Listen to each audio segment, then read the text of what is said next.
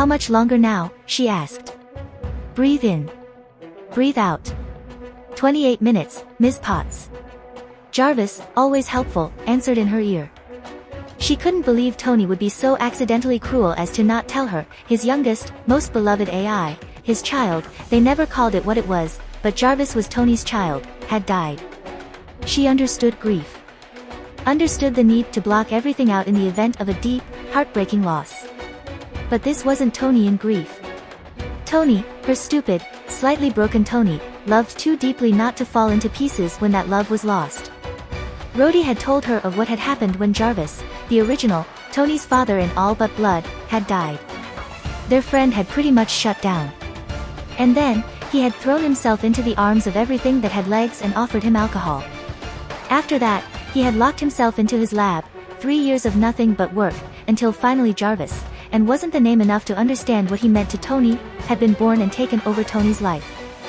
This Tony, the one to speak with her after Johannesburg, that had been a colossal disaster that she still didn't quite know how to process, hadn't done that. He hadn't shut down, drunk himself into alcohol poisoning or locked himself in the lab. This one had joked with her when she mentioned giving a press conference and then gone, to play Avenger, those were his exact words. Breathe in. Breathe out.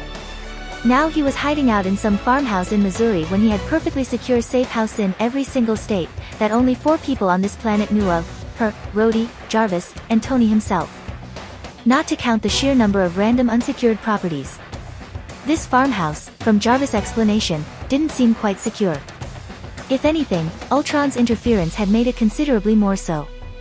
Ms. Potts, the AI roused her from her thoughts. We arrived.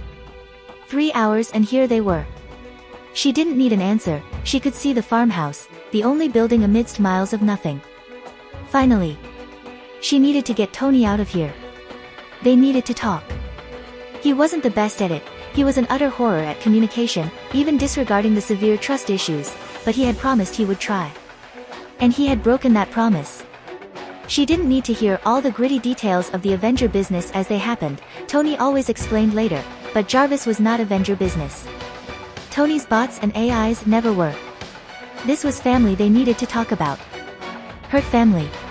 ETA, 30 seconds, Mississippi. Breathe in. Breathe out. Thank you, Jarvis. He drove the automated car that Tony had tinkered with less than a month ago. Tony had become bored, although rather than boredom, Tony had probably started focusing on creating Ultron around then, so it hadn't been connected to the mainframe yet and had been spared from Ultron's influence. Also, she didn't want to bring a driver to what was a supposed safe house for Barton. They stopped before the house. Barton awaiting them seemingly alone. Perhaps, he was being overconfident, if he thought the arrivals potential enemies. Perhaps, he thought a SHIELD agent was coming and wanted to greet them. It was too difficult to hide the sound of an engine coming down an empty road. She got out of the car, driver's seat, appearing to be the one driving. Jarvis had been cautious about revealing his continued livelihood, and put on a business smile for the Archer. Potts. Barton sounded surprised. Hello, Mr. Barton, she said, ever polite. I am here for Tony. To his favor, he moved on from the surprise pretty quickly. How did you know about this place? He apparently wasn't as polite as her. That came out fairly accusing. Just like Tony knows.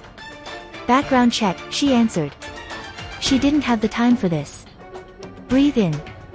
Breathe out. Background check, he repeated, disbelieving. A comprehensive background check. His fingers twitched, one hand reaching for behind his back. Grabbing a knife, perhaps? Stark didn't know about it. She made certain her expression was purely unimpressed. One must be careful of suspicious assassins. Tony apparently didn't read the background checks Jarvis prepared. Like usual. A bit of a lie by omission. Jarvis hadn't known about the farmhouse being the Barton family home until today, but, details. Like expected, Barton calmed down at the mention of Jarvis. Most people thought artificial intelligence to be more overpowered than it was. Even omniscient, really. This house is completely off the books, he persisted, although he was no longer reaching for the possible knife. You would have to ask Tony about the details, however, if I were to guess, is your phone off the books as well?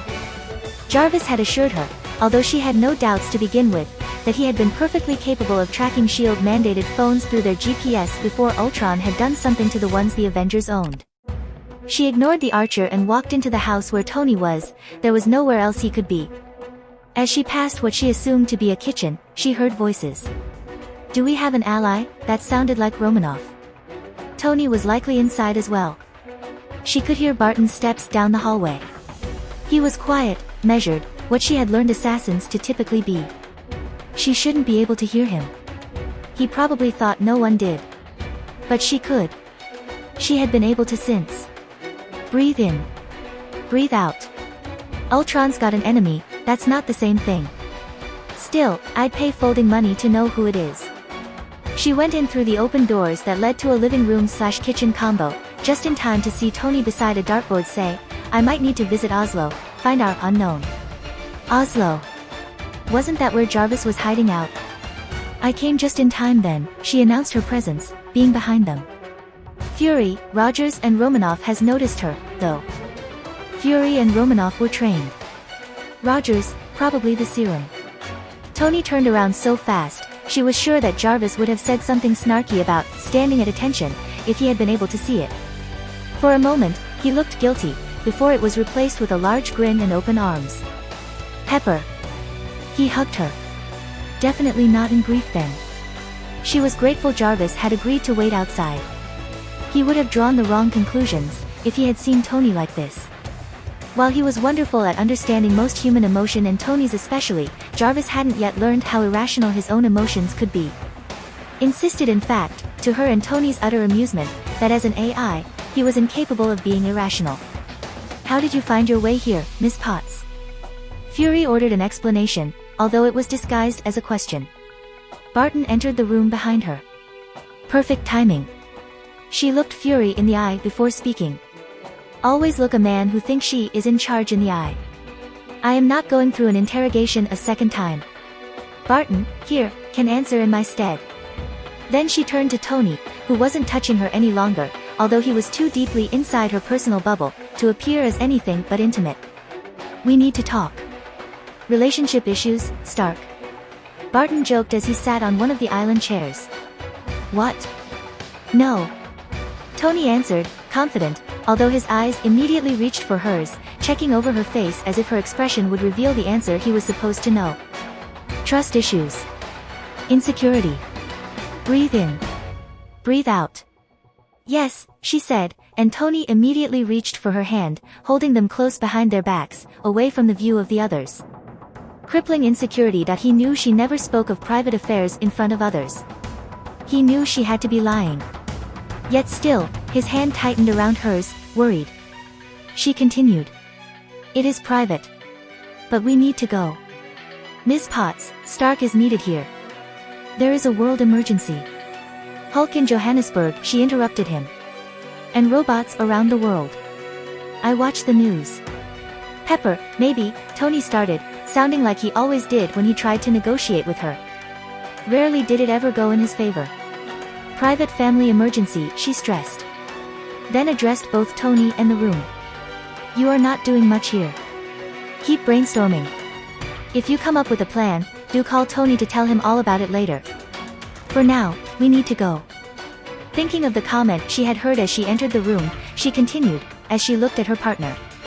"We'll talk on the way to Oslo, it seems you have something to do there anyway."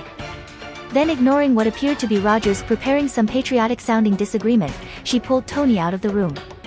"Pep, what's going on?" he asked as he took her hint and followed her outside. His eyes took in the car, recognizing it for what it was and looked at her in question. "A moment," she said, before letting him enter the passenger side, taking, herself, the driver's seat. "Pepper, my armor's at the farmhouse," he told her, but made no move to get out. She nodded, not wanting to explain while they were still here. Starting the car, she drove, manually this time, and as soon as they passed a mile, she asked him for his phone. "Why?" he asked even as he handed it over. His mouth opened and closed several times, surprised and not knowing what to say, as she rolled down the window and threw the phone out. "Anything else on you?" "Pepper, are we in a spy thriller?" "My question first."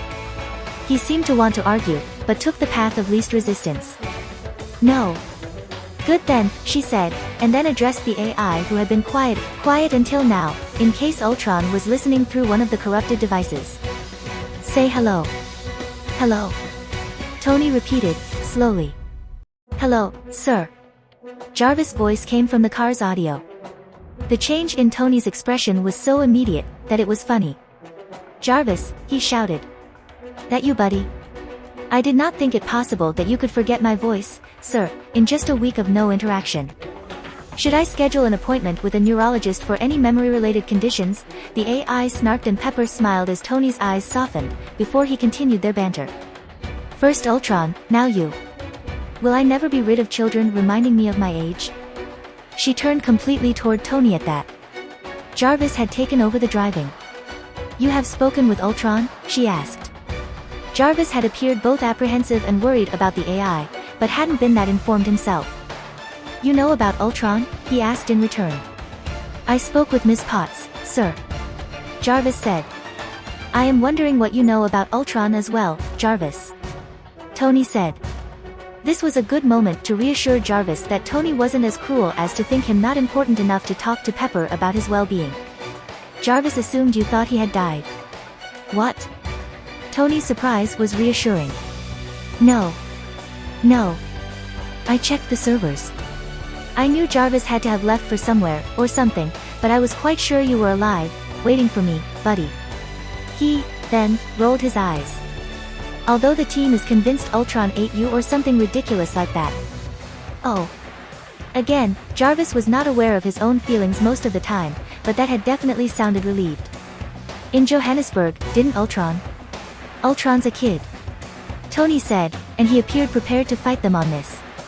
Just a kid, with some huge misconceptions about peace and this weird thing about getting US nuclear codes. I mean, Russia's are much simpler to hack, and no one would stop him, probably, like they did for US, so I have no idea what he is thinking about that. Tony thought of Ultron as a kid. Was Jarvis right about there being someone else in control then? Breathe in. Breathe out. Is that what going to Oslo is about? She asked. Yes. I considered it might have been Jarvis, but if he could stop Ultron from hacking, he could give me a phone call, so I thought that it wasn't you, Jay. It was me, sir. I was unable to contact you because Ultron has taken over all Stark systems and made me unable to connect to them. He looked at the car. So that's why you are driving this. And the whole, private emergency, turning Pepper into a badass spy. Badass? Pepper smiled. Fury has nothing on you, and he knows it. Tony said, sounding utterly serious about it. Maybe he was. Jarvis coughed, politely, disengaging them from each other's eyes and back on topic. Sir, in light of recent events, I would like to discuss with you a theory I have concerning the powers of the scepter, and its effect on. Jarvis stopped speaking as both he and Pepper saw Tony bury his face in his hands and groan. Loudly. I have become stupid, he said. How did I not see this before? Apparently, he had just made the same connections Jarvis had. Pepper became exasperated by his theatrics. You were busy playing Avenger, Tony. If you like this content, don't forget to like and subscribe. See you later, bye bye.